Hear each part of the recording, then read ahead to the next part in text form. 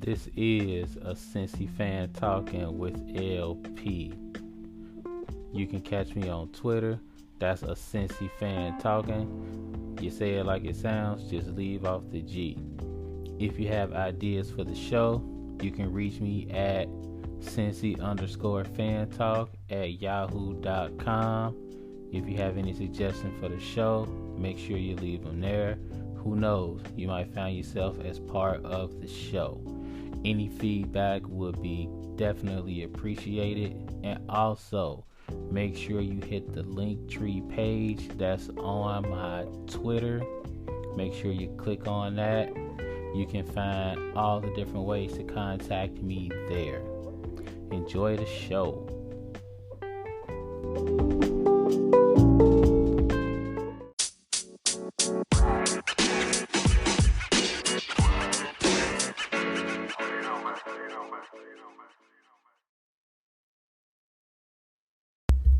What's up? What's up? What's going on, everybody out there in podcast land? Welcome to another episode of a Cincy fan talking with LP, and of course, this is yours truly, LP, rolling with you on a rainy Tuesday. It's coming down where I'm at. Whenever you listen to this, it might not be, situations might change, what have you, but it's a little gloomy out here. Still loving it though, appreciating being around, living this life. Hey, we here, we got to do what we can with it. So, we're gonna get into a lot of sports talk, a little bit of reminiscing. Talk to y'all a little bit about if it's tougher to be a young person now or back in the day. So we're gonna talk about that a little bit too. I had an interesting conversation, so we're gonna kind of jump into that. First, we're gonna get into all this sports that's going on. Um, Going back to 2020, when at this time 2 years ago, it was desolate out here in the sports world. There was literally nothing going on. I mean, it was so bad. Like we got to tell our grandkids this, real talk. It was so bad. We were tuned in to ESPN and watching games of horse remotely. Somebody would take a shot out in Phoenix, and then somebody else would take a shot out in Providence, Rhode Island, or something like that. And they just going back and forth. And we're watching this remotely. And it's like real live, sports stars doing this. That was sports for a little bit. We were watching athletes play video games, like best of three and 2K. We was down bad, like real talk. So having the hoop going on with the NFL draft going on with baseball all together, man, it's a beautiful thing for real. If you're a sports head like myself, like this is the way it should be. As far as the NFL draft go, I know a whole lot of people, whole lot of podcasts out there gonna go ahead and drop their, best five drafts, worst five teams that drafted or whatever. By the way, shout out to Death Sports and Death Taxes and Sports. They got a real good pod going on over there. I was able to guest on there a little bit, did a little bit of co-hosting. So it was a beautiful thing. Y'all make sure y'all check that out. I'll go ahead and leave the link on the Twitter feed. So make sure y'all check them out. They're doing big things over there, real talk. Um, for me though, it's really hard for me to like break down uh, a best five. Like, I mean, because of my philosophy as far as the draft. I mean, if you really pushed me to, Baltimore definitely took the day. I mean, drafting is what they do, and they do it well. They know what they do, and that's the thing. Really great drafts aren't necessarily about the people that they're not about choosing the best person or anything like that. It's about knowing what you do as a squad and then picking people that are tailor made to your scheme. If you do that, you got a really good draft. People might not know it at first. People might look at you and go like, "Your draft trash, cuz why you pick him?"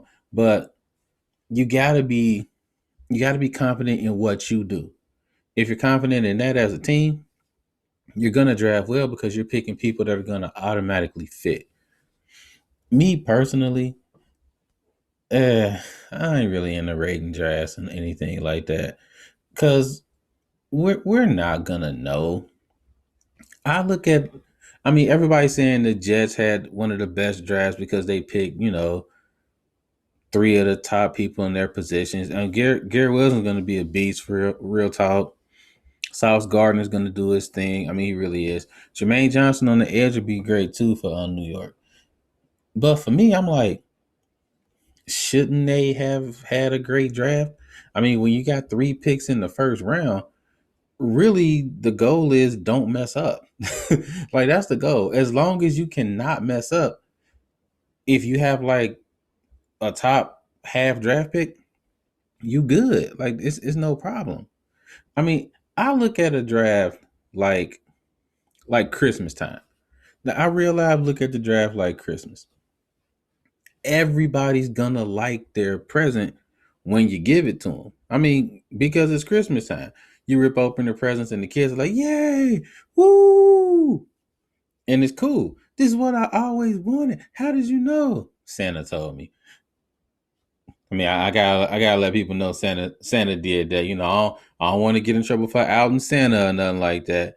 Uh, Santa gave it to him. That's what he did. But everybody's gonna love their presents.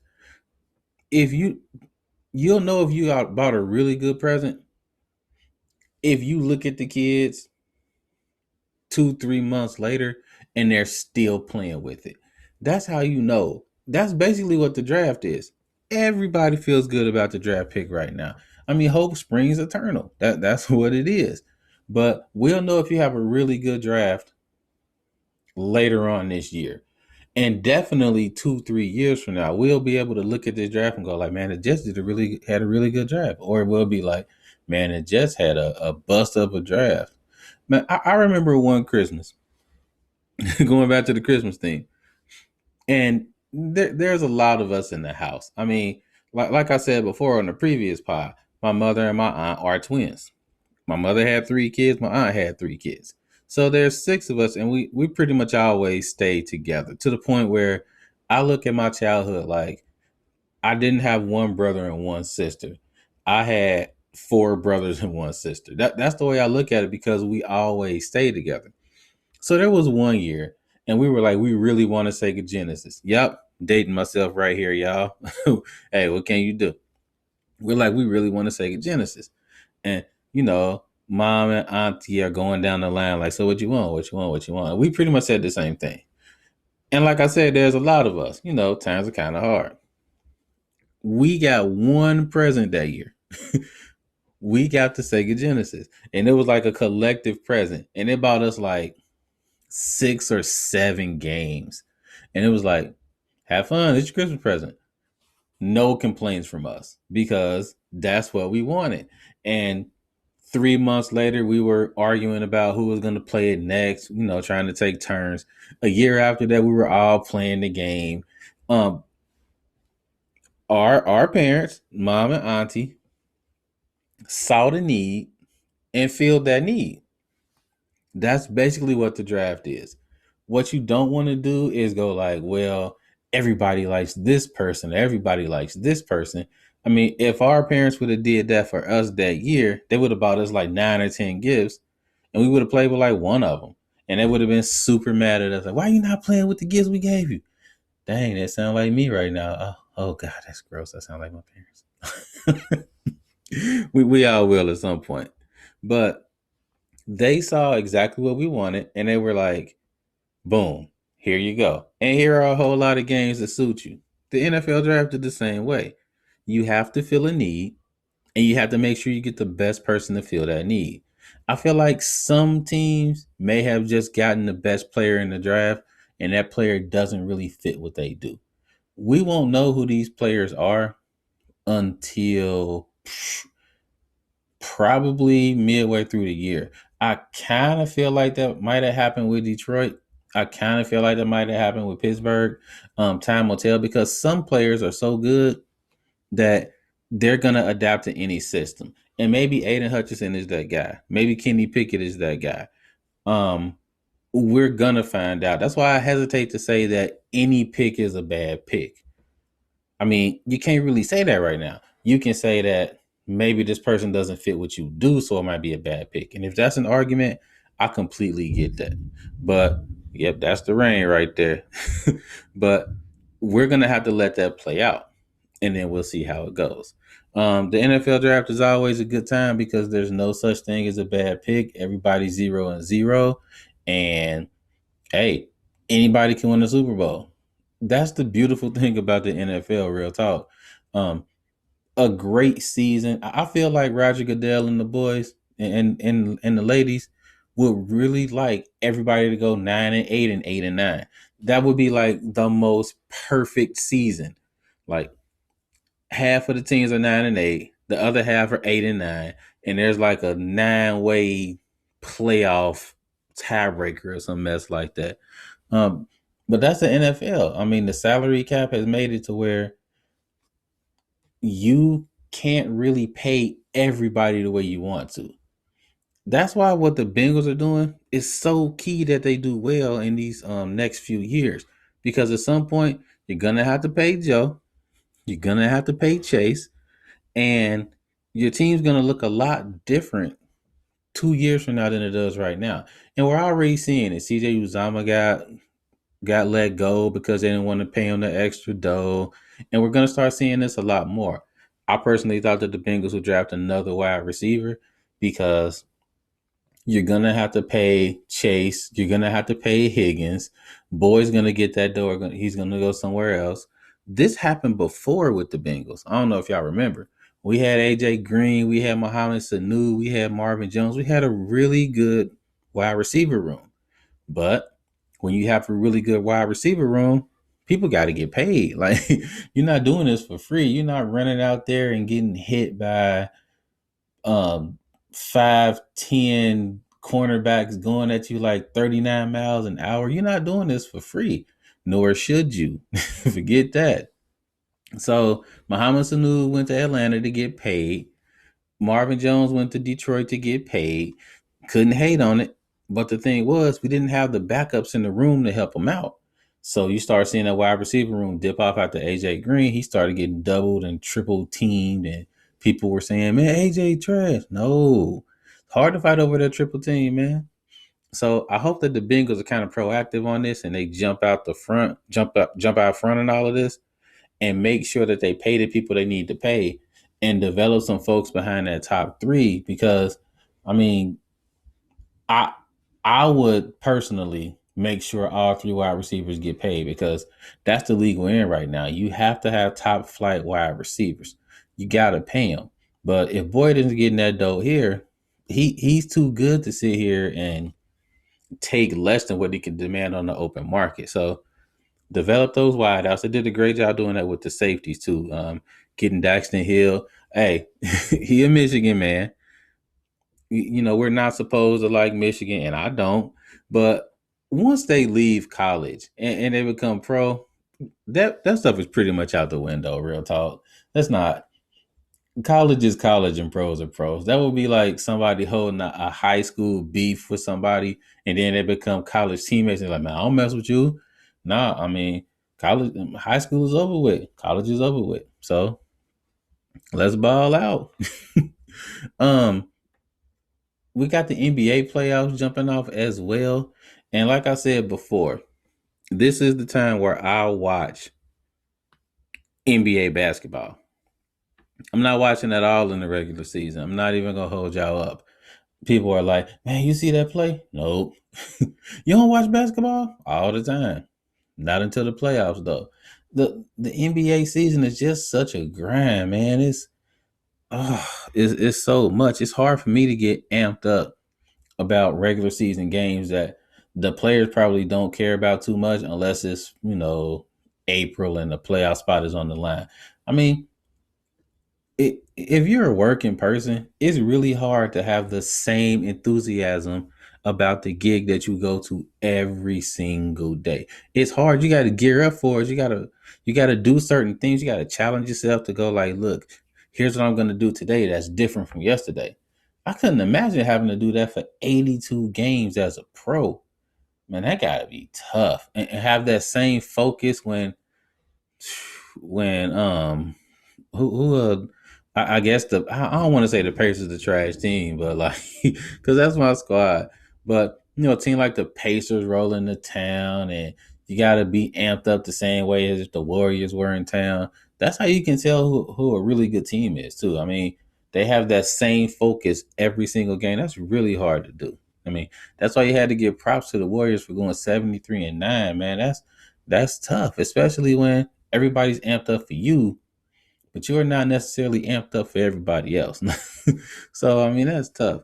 Um, so I'm not really watching pro hoop throughout the season, but once the playoffs come, I'm locked in on every game. Um, as far as who I think are going to the conference finals, in the East, I got the Bucks going against the Heat. Now I'm sure people are like, man, that's not really a ground shaking revelation right there, and that's true. But I feel like the Bucks are the champs, and I don't feel like the Celtics have enough firepower to stop the. I'm off out.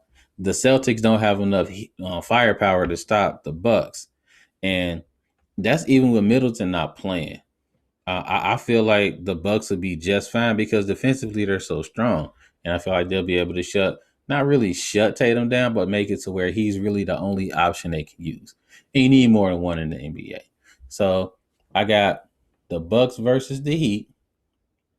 Um, and the Heat, I mean, without Joel Embiid, it's really not going to be much of a series. I'm sorry, Sixers fans. I'm sorry, but without Embiid, this is not going to be much of a series. I got Heat in 5, real talk, and then in the West, I'm looking at the Warriors and the Mavericks to advance. Now, this might be a little ground shaking because people are like, "You don't have the Suns against the Mavericks." I feel like with Luca playing for the Mavs, this is going to be a really long series, and I think the Mavericks will have just enough offensive firepower to win this series. So I got the Mavs in 7, and I got the Warriors in 6. Now I've been going back and forth about this between the Grizzlies and the Warriors. Talked to a few people about it. They told me their opinion. I just feel like the Warriors are the truth. I mean, you got Steph on your side. He's going to win you at least one game on his own. So, and plus, the Grizzlies really messed up not winning the first game of the series. And they had it. Like, it was right in their clutches and they let it slip. Klay Thompson missed 2 free throws, and you never see that. 2 back to back, and he missed them, and the Warriors still, and the Grizz still couldn't pull it out. That's going to come back to bite them in the rear end. So I got Warriors in 6. I'm excited for the conference finals. This should be a really good time. It's one of those years where you don't have a clear cut pick. I mean, there have been so many years where you're just waiting for LeBron's squad to advance and face the Warriors or somebody like that, and it's already penciled in. You already know what it is, so you're watching the playoffs, but you're not really watching because you're waiting for the big showdown. This year, hey, who knows? Whatever team you're rocking with, that could be the team that makes it to the final. So let me know what you think. Let me know if you think I'm right or wrong. Happy to listen. If you disagree, that's cool. If you agree, that's cool too. Just be respectful. Let's not talk about my mama. Mother's Day coming up. Chill out. And that's what it is. Do we talk about the Reds? Like I'm asking myself, do we I guess. Worst record in the league. I'm not gonna really spend too much time on this. I'll just say this though. As much as I want to be pissed off about the Reds, the players and whatnot, if you look at the schedule, this is not a schedule that's conducive to the team that's being rolled out for the Reds. Like, it's going to be hard for them to compete with this type of schedule. You're playing the Guardians, you got the Cardinals rolling in, you've played the Padres in 2 different series already. The Brewers are coming up next. Like, this schedule is rough. And for a team like the Reds, who basically shipped off all the great players, it's gonna be tough. We're gonna have pains like this. Hey, when they said Mama said there'd be days like this, she was talking about days like this.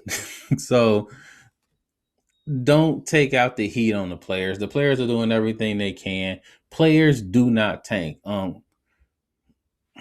contrary to popular belief, you will not see players out there tanking. These players got families, they got kids to feed. And think about it. If they tank and lose mass games, then they're gonna have other people coming in and take their jobs. And you really think they want that? No, they're gonna try to ball out because they want to save their jobs. So I'm not blaming the Reds players for losing like this. They're giving maximum effort. They're doing dumb stuff, true, but I don't think it's for lack of effort. I just think the talent's not there. If you want to put it on the front office to somebody like that, hey, I'm with you. But I can't see myself punishing the players by not watching because of what the front office did. Like it just don't seem right to me. Like it don't seem cool. Now that's not to say I'm actually watching the games because I'm not. It's too tough to watch, man. Like you getting scraped up by the Rockies 10-1, like turning the channel. Catch me on another day. But I'm not about to take out my frustrations on the Reds players. It just doesn't seem fair to me. Front office, that's a different story because I feel like they didn't really respect us as fans by doing what they did, sending all the top players off prospects or whatever. But I guess they feel like they don't owe us anything. And from the stuff that we heard from the front office, it definitely seems that way. You got to value the fans because, somebody like me, I would call myself in between the casual and rabid fan. I will put myself in between that. Like, I'm not the casual that doesn't know anything about it and only know like one or two players on the squad, but I'm not the fan that's going to go to Great American Ballpark with my scorecard and I'm like, keeping the entire box score of the game. I'm not doing that either. Like, I'm kind of in between. So, you're not going to get me to go to a game and spend money on your product if you don't care about the product. So, I hope they're really thinking about that as the storm continues to pour down. Hey, you got a Cincy fan talking with LP. We'll be right back, y'all.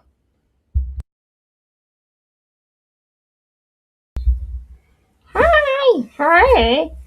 I'm Princess and I'm Queen. This is Daddy. You have to say, and this is a Cincy fan talking with LP. And this is a sensitive fan talking with LP Daddy. Nice job. Mm-hmm.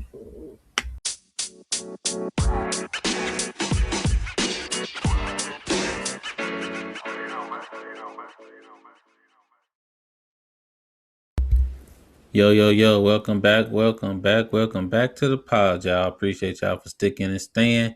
I had an interesting conversation with somebody. We was having a little bit of a discussion about if it was tougher to be a kid now or a young person now than it was back in the day when we was coming up. And I was on, saying how tough it was for us coming up. We didn't have as many of the advances that are out right now. And then the homie said some interesting stuff, and he really took me back to a conversation that I had, that we had with some kids that were in our mentoring group. So to break it down for y'all, because the guy I was talking to basically said the same thing as what this young person said. So we did a male mentoring group last year. It was a real cool group. A lot of people think your mentor is supposed to be somebody that takes you to all these fancy places and stuff like that, and that can be some of it. But basically, what we did at our school is we had a group of young men kind of chill with us, and we just talked. We would go out, we would play some basketball, and we play board games and stuff like that. But we really we really just had honest discussions, because I really think a lot of young people just don't have people in their lives that are just honest with them. And they don't necessarily want to hear that everything's going to be okay. You know what I mean? They don't want to hear like, well, if you work hard, you can be successful and stuff like that, because that's part of it. They just want the honest truth. And, we're always honest with them. Being smart and working hard is a big part of being successful. But just as important are people skills. You have to understand how to talk to people. it's great to be smart, but if you a jerk, you're not gonna get hired. You have to be able to make connections. You have to be able to understand that everybody needs help. You'll hear people saying, they got it out the mud and they did it on their own, and they're completely neglecting that somebody gave them a shot. Like somebody gave them a chance to be successful. They may have done the legwork on their own, right? But somebody looked at them and went like, you know what? I like the way you're moving out here. I like what you're doing. Why not go ahead and try to put you on? Like everybody needs assistance. And that's kind of what we were letting them know. So, we're having a conversation one day, and the one little guy we're talking to, he's like, I'm always in my dad's barber shop. I'm always kind of working with him, and I listen to what they're saying. And he was like, they're always talking about how tough it was for them coming up, and I'm like, it's harder for us now. And we're like, please share. Like, what you mean? Because I didn't agree. And he's like, you know what the biggest difference is? I'm like, speak on it.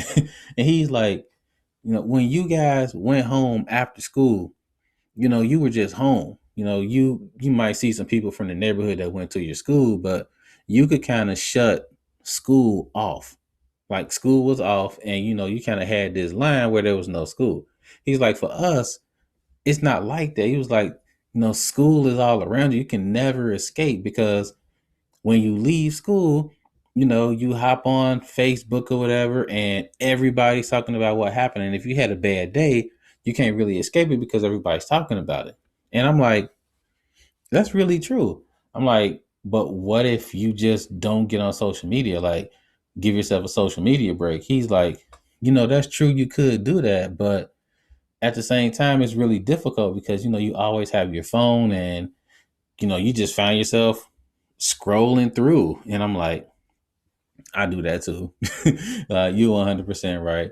And I was kind of telling him, like, I really agree with that statement because I feel like being a young person back in the day when I was, doing my thing and seeing kids now, I've seen the progression in what technology has done, in the classrooms and in kids' social lives. I mean, I've been teaching for a while. Like I've been in it for a minute. Um, to date myself, here's how long I've been teaching without telling you how long I've been teaching.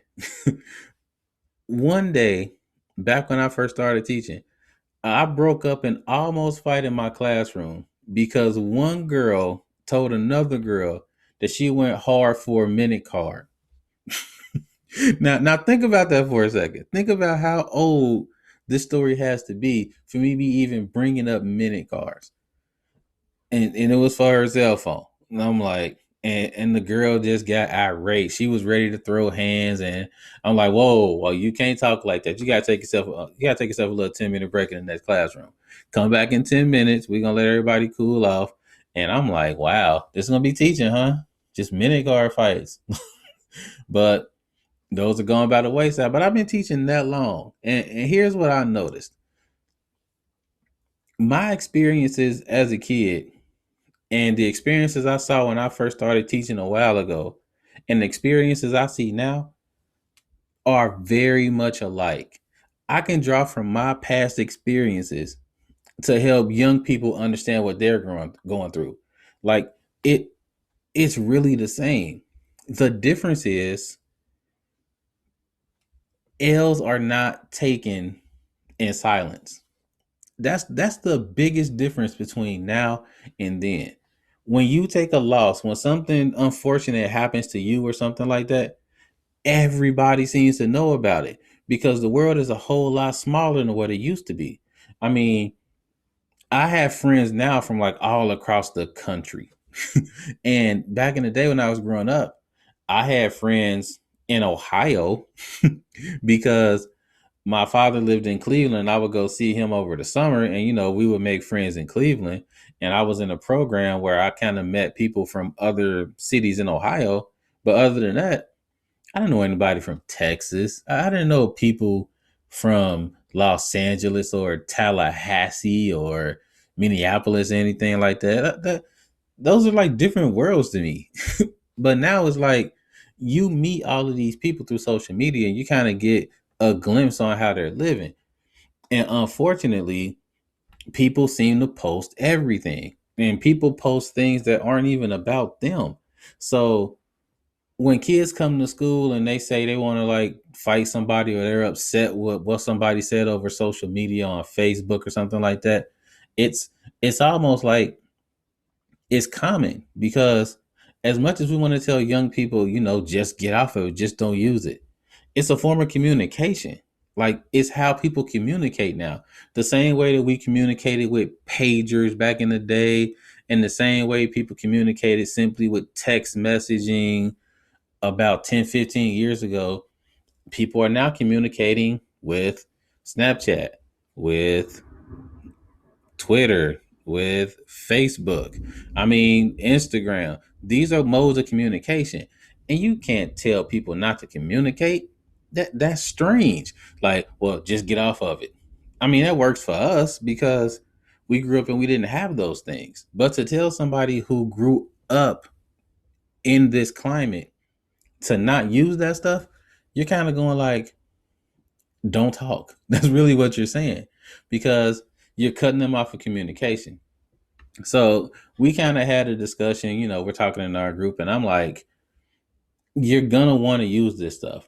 I would simply say, have design periods of time where you're like, I'm not going on the internet at all. I'm not using Snapchat. I'm not using Instagram. I'm not using any of that from 5 o'clock until 8 o'clock, and kind of give yourself that time to decompress and go like, you know what, school was school, and whatever happened happened, and now I'm here with the fam, or I'm here playing the video game, or I'm here doing my homework. Just give yourself that time to completely unplug from the environment you were just in. And he said it seemed like a really good idea. And, everybody in the group was going to try it. And I got to do that for myself too. As much as I like to say, we didn't have that stuff back then, we kind of sort of did. It was a little bit older school, but we had forms of communication as well.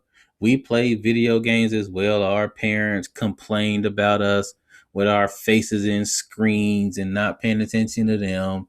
They were just different screens. They were more old school screens.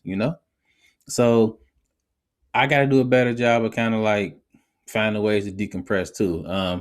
I play mega video games, man. Like, that's kind of my way of getting things done. But I'll read a book, get some schoolwork done or whatever. And I would encourage everybody to do the same thing. Just kind of take time to go like, you know what?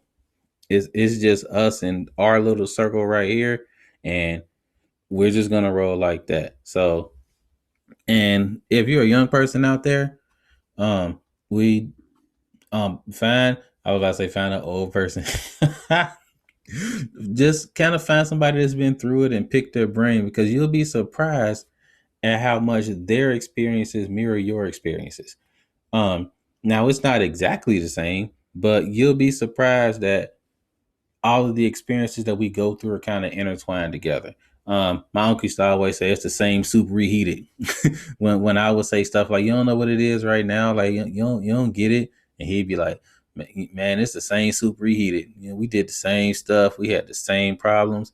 He was like, y'all problems are just, they're more high tech than ours, so they seem bigger. But he was like, real talk, it's all the same. I don't think he said real talk, but that's what I would say too. Um, we get it. We understand more than what you're going through. So just kind of pick their brain and ask them how they got through it. You'll be surprised at the answers. You'll be like, I thought you had it all figured out. No, not at first. You had to bumble up a little bit. Like, just kind of how it go. But just make sure you do that, young folks out there. Before we ride out, happy Mother's Day to all the moms out there. Make sure you get your mom something fantastic. I definitely plan on doing that, so make sure you do that. Shout out to all the college graduates out there too. UC graduated. Some great people I taught back in the day graduated, so that's awesome. The kid is graduating as well. My kid's doing the graduation thing up at Ohio State, so we'll be there. Congrats to all the graduates out there. Keep doing your thing, keep progressing. We out here for you. So Let us know if you need us. And as always, y'all, life is good. Peace out.